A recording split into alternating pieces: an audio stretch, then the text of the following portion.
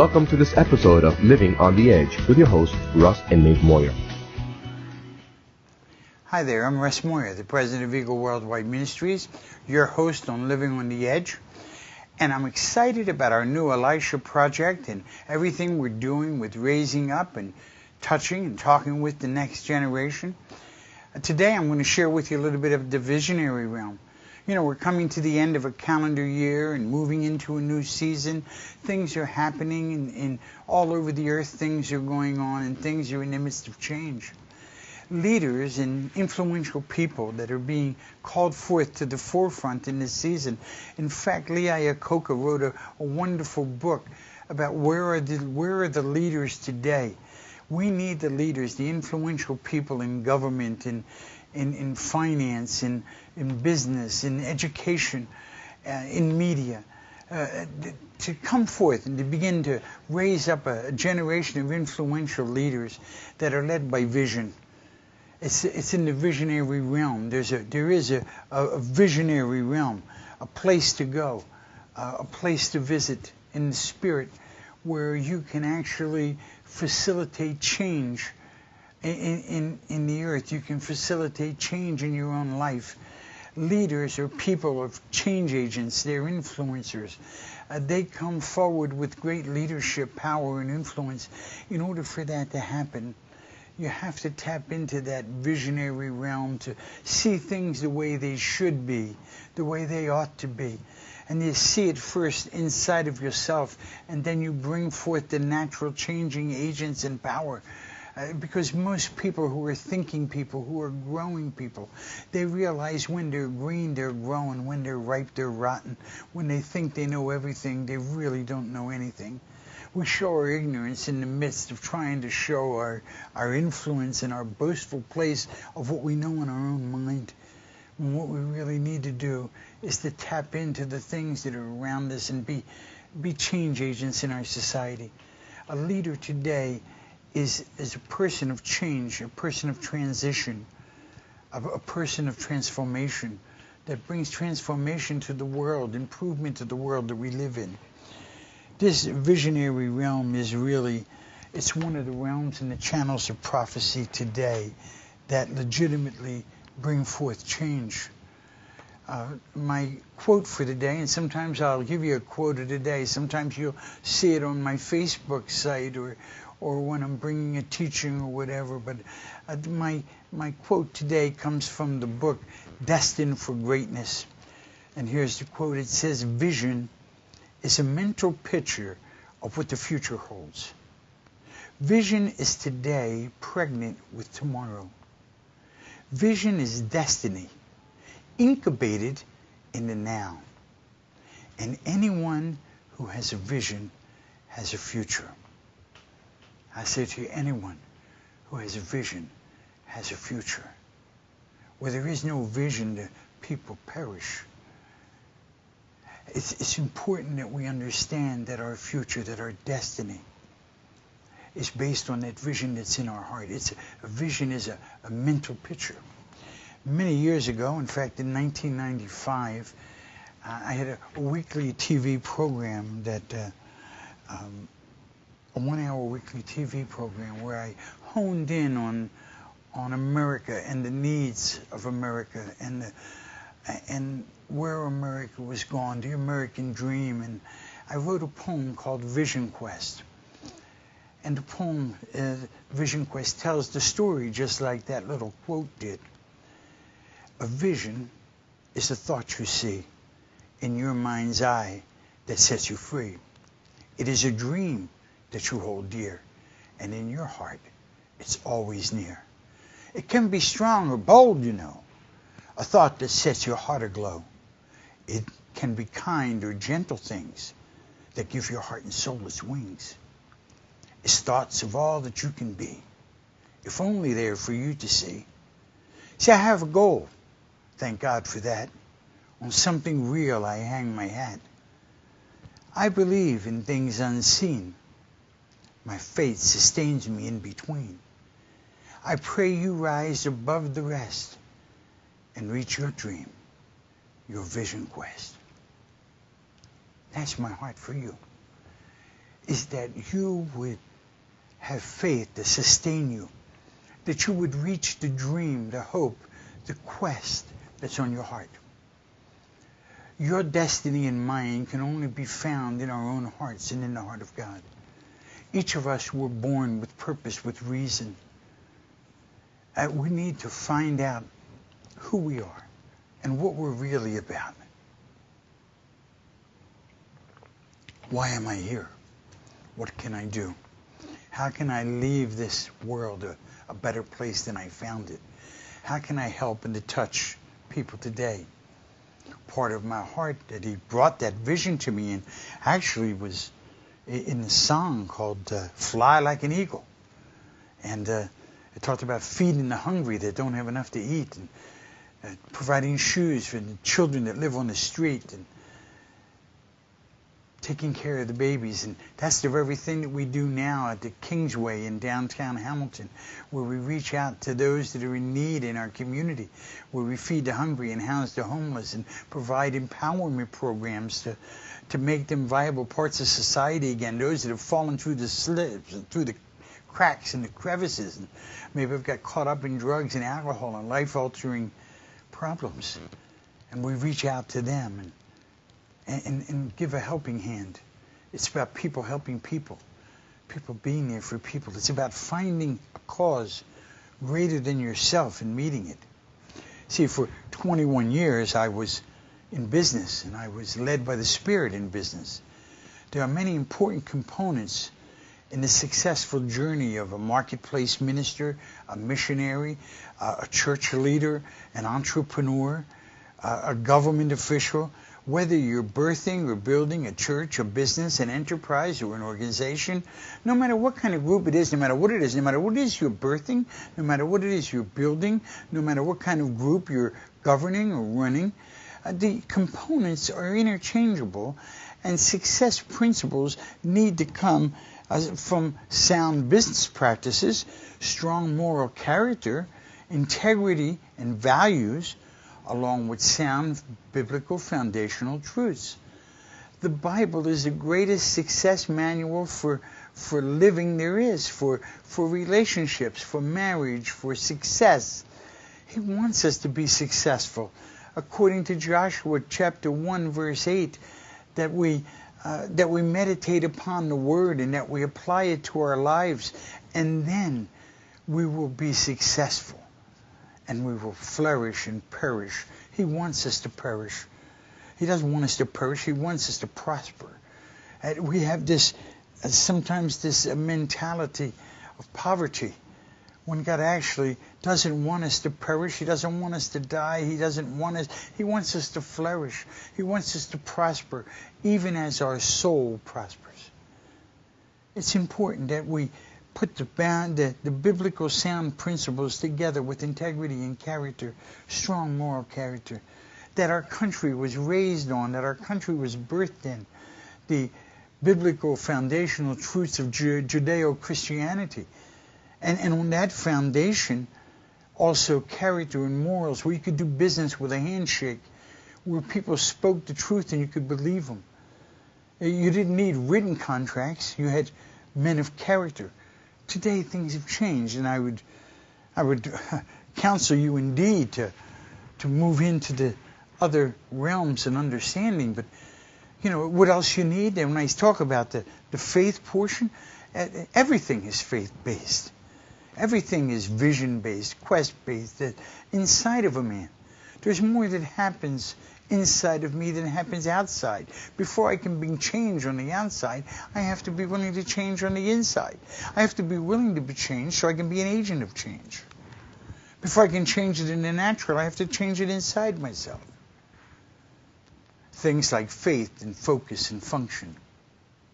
I have to be able to focus on what I'm doing today. I have to be able to function. I have to put my feet on the ground. I can't just stay up there in lollipop land, but I have to have an action plan, and I have to have a good attitude. Attitude's important. Your attitude will tell you the altitude that you can go to.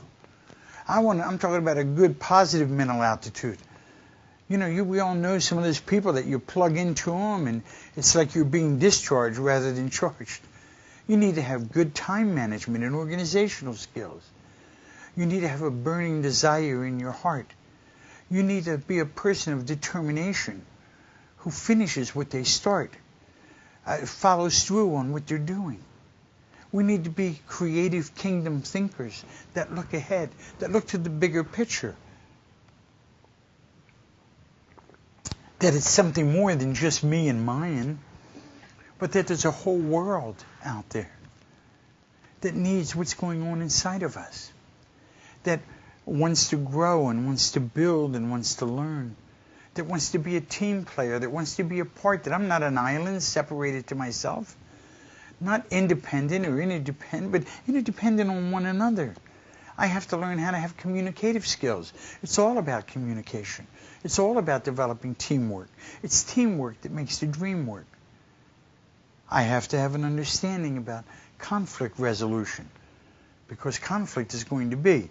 The only way to avoid conflict is if I were to isolate myself from all the rest of the world. But the key to all of it, the main key, is actually vision, revelation. And that's what I want to talk to you about today, is about the visionary realm. We need information, but more importantly, we need revelation. Paul prayed in Ephesians chapter 1, 17 and 18, that we would have a spirit of revelation, a spirit of wisdom, a spirit of knowledge. The Bible tells us in Proverbs 29 and 18, in the King James, it says, where there is no vision, the people perish.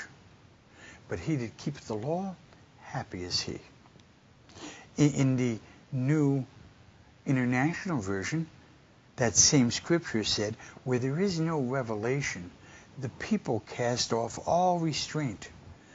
Blessed is the one that heeds wisdom's instruction.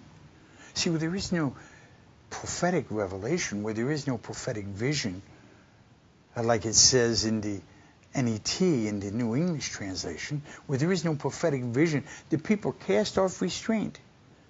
But the one who heeds wisdom's instruction, blessed is he. See, if I can grab a hold of revelation, if I can grab a hold of something inside, a picture of the way things should be, a vision for the future, then I'll be able to focus. I'll be able to stay on track. That's what casting off all restraint means, that I'll go in my own direction, that I'll do my own thing. And then we're like a bunch of little islands just running around. And that, you know what, God's a God of order. He's a God of discipline. He understands how to put things in place.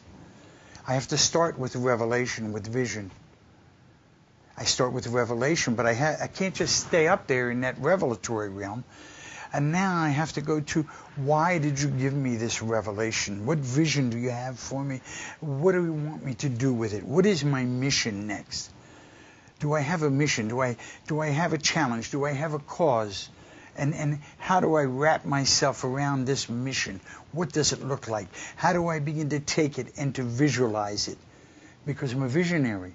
I see it, but now how do I begin to wrap my heart and my thoughts around it?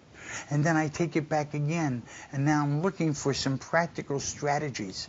I want to go from revelation and vision to mission, to strategy, to action.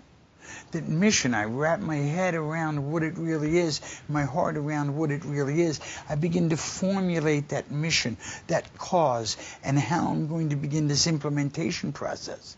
See, God has a divine strategy as well as the revelation of how to impact your city, how to change your family setting, how to change your financial condition, how to improve your business. He's a God of strategy, divine strategy. Concepts and ideas. I find them in the quiet place of my heart and in the quiet place of His heart. I spend time with myself, working on the inside of myself, developing these in ways that I can write them down and make them plain. So it's revelation, and then mission, then strategy, and then I put an action plan.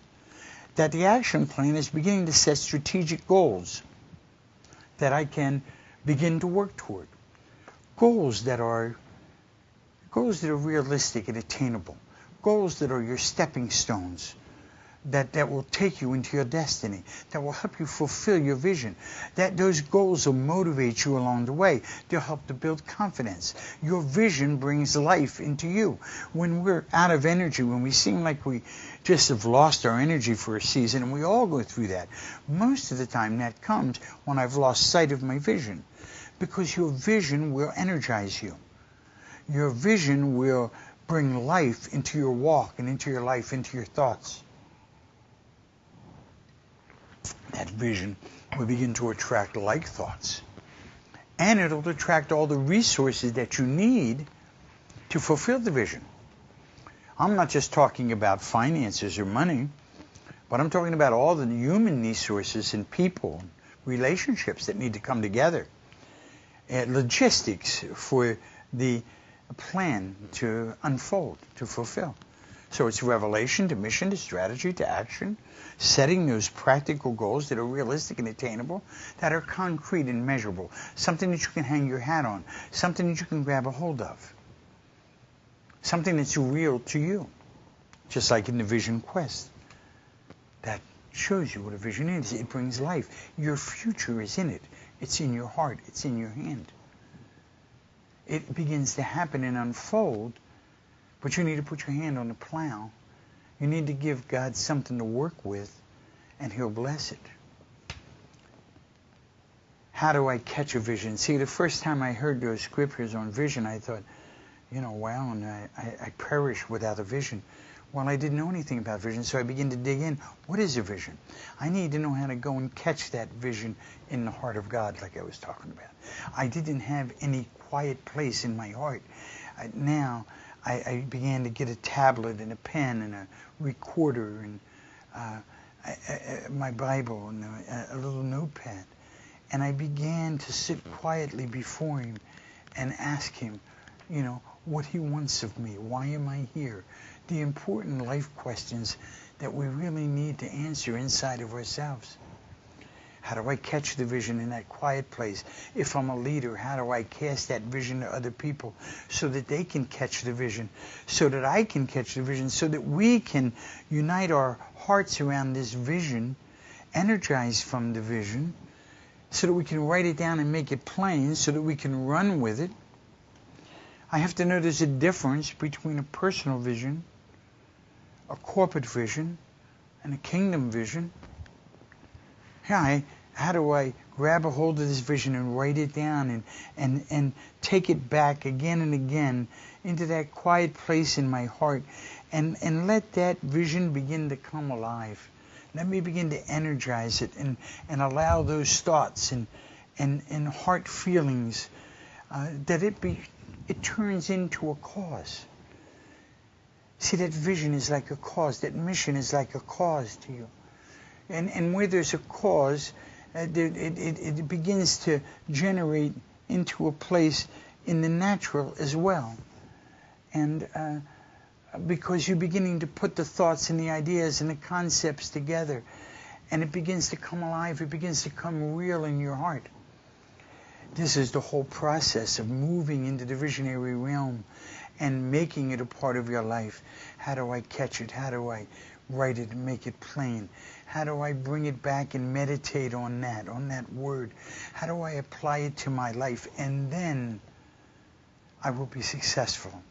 And then I will prosper according to the biblical principles and the natural business principles, and beginning to develop my shortcomings, begin to work on my weaknesses, began to, my communication skills, my relational skills, my conflict resolution skills, begin to set things having to do with time management.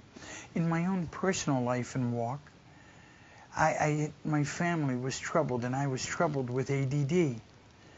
And so I have attention deficit disorders at times. So I have to do and use a lot of natural mechanical things to organize myself, like my daily planner. It's not just a book that I put my meetings into, but I use it as a working guide to organize me and to discipline me.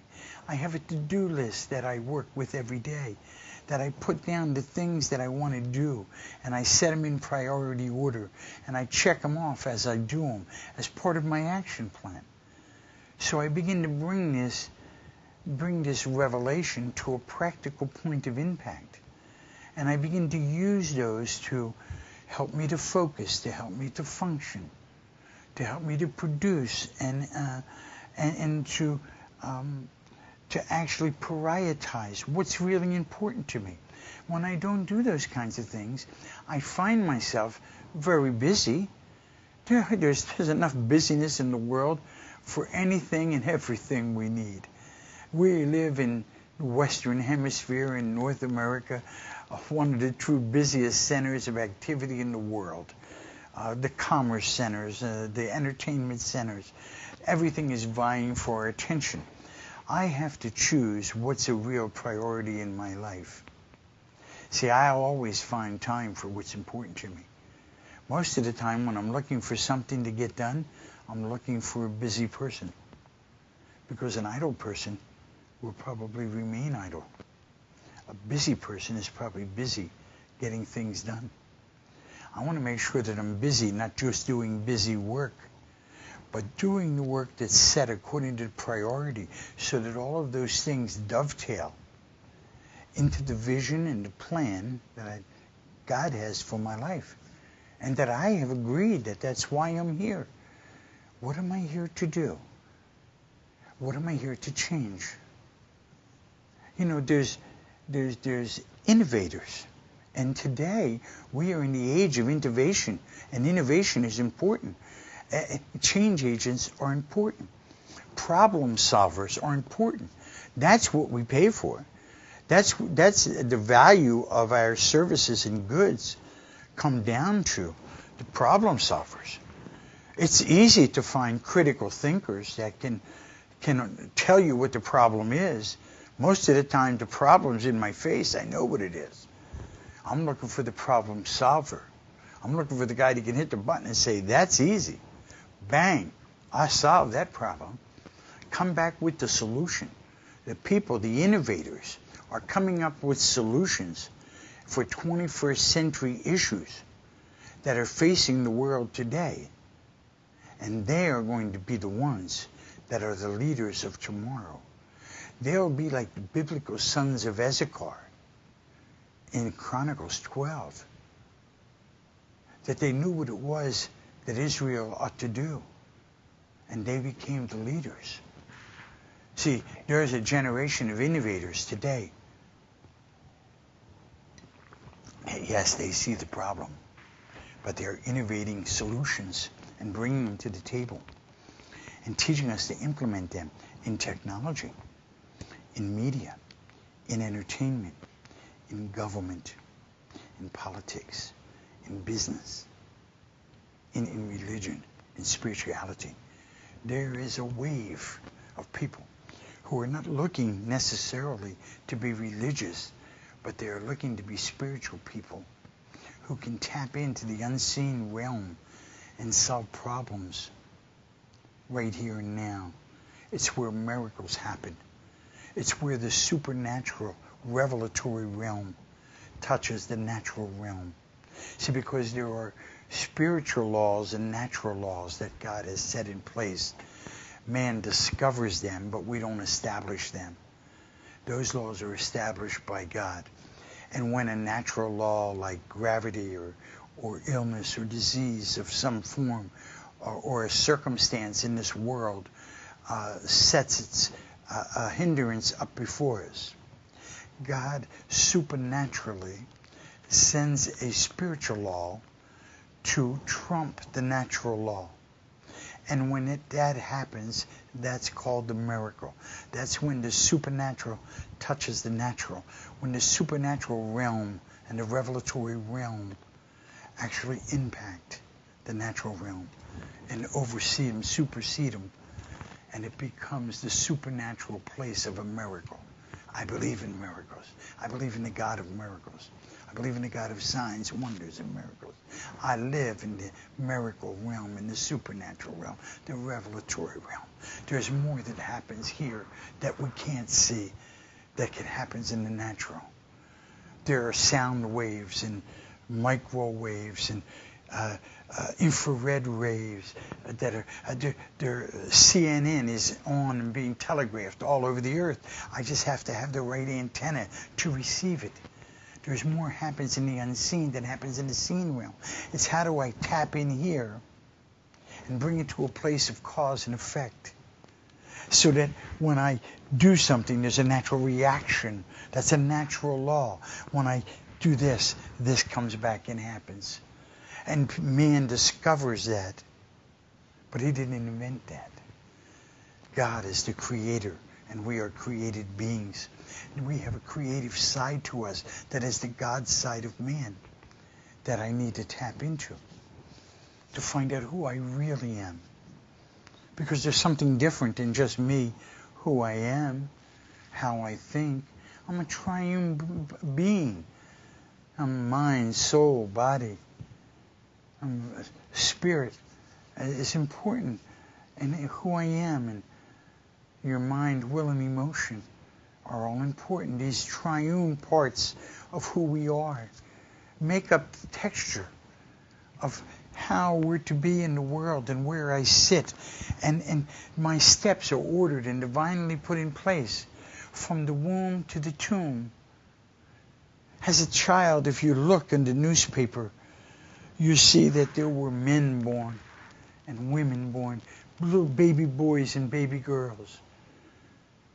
But you don't see doctors and lawyers and teachers born. If you look on the obituary page, you see that somewhere between that birth and that death, a teacher was born, an innovator was born, a leader was born, and made and molded in the fire of adversity to come out the other side, the person that God intended from that point in the womb and even beyond. There is such a thing as eternity. And I want to be able to tap into the realm of eternity where time is. Because time is a substance that I can control within the means of eternity. He measures in eternity. We measure in seconds and minutes and days and hours and months and years in the natural. But I want eternity to change and to impact eternity in today, in my realm, in my world, in yours. I want to make a difference. I want you to make a difference. I know that you can do it. I've talked to you about this visionary realm. I believe in you. I probably believe more in you, more in some of you that I know that are sitting out there, that I know you, and I believe more in you and God in you than you believe in yourself. You can do it. Anything and everything is possible in this eternity realm, in this revelatory realm. Anything and everything is possible with you and God. All things are possible. Step into this world of possibility. Step into this new world with me today. Take a bold step today. Receive God afresh, anew in your heart. Tonight, take your time to be with Him on the mussings on your bed, on the slumberings of your bed, in the deep of your sleep, in the dream, in the vision. I want to believe that God is going to speak to you. As you awaken in the morning, that giant inside of you will be awakened, that spirit man in you would come alive and direct you and guide you into your destiny, into your future. You're a world changer. You're a history maker. You were born for such a time as this. You're a new breed of leader and innovator coming over the hill to solve the problems of our generation, to bring peace in the midst of chaos, to lead at the speed of change and in the midst of chaos. In a world that's moving and spinning and turning and changing, we are the peacemakers. We are the ones that are going to make sense out of the chaos and anarchy that man has brought with his troubled thoughts and immoral life. It's time for the God of righteousness to show up on the scenes. He is waiting, and all of creation is awaiting the manifestation of the sons and the daughters of God, the mature ones that will innovate and bring change, that will lead this generation, and you are one of them. I bless you tonight. I bless you in the name of the Father and the Son and the Holy Spirit. I bless you in the name of Jesus Christ, that name that's above every other name. I bless you with revelation and wisdom and understanding, that the Father's blessing would rest upon you, that you would flourish, that you would flow, that you would gain and you would prosper, that all the covenant blessings of Abraham would come upon you in your work and in your leisure, that your family would be blessed, that your finances would be blessed, that you would be blessed physically, spiritually, emotionally, financially, that the blessings of heaven and the blessings of the Father would roll over you like a beautiful breeze, like a fresh wind of change and life into your spirit. I declare it and I proclaim it in that great name. I bless you tonight, and I thank you for joining us.